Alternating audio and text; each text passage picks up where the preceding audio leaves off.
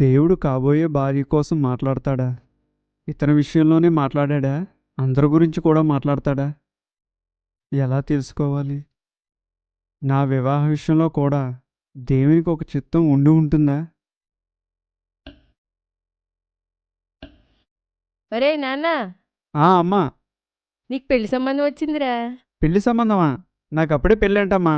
నీకు 25 ఏళ్ళు, చిన్నపిల్లోడివేం కాదు. అయితే ఏంటి, తర్వాత చూద్దాంలే. చెల్లికి ఎలాగా కుదిరిపోయింది, నీకు కూడా కుదిరిపోతే ఇద్దరికోసారి చేసేద్దామని. అమ్మాయి జాబ్ చేస్తుంది, 10 లక్షలు కట్నం ఇస్తానన్నారు. ఫోటోలు టేబుల్ మీద కవర్లో ఉన్నాయి చూడు. టేబుల్ మీద ఉన్నాయా?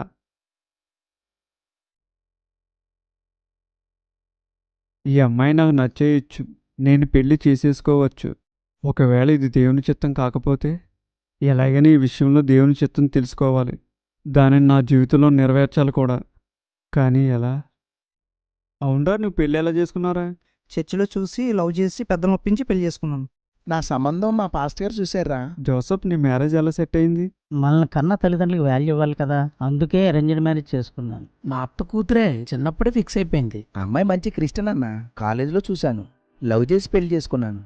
దేవుడు ఒక అమ్మాయిని చూపించాడు, కానీ ఇంట్లో ఒప్పుకోలేదు. చాలా ట్రై చేశాను, అవ్వలేదు. చేసేదేం లేక వేరొక మ్యారేజ్ చేసుకున్నాను.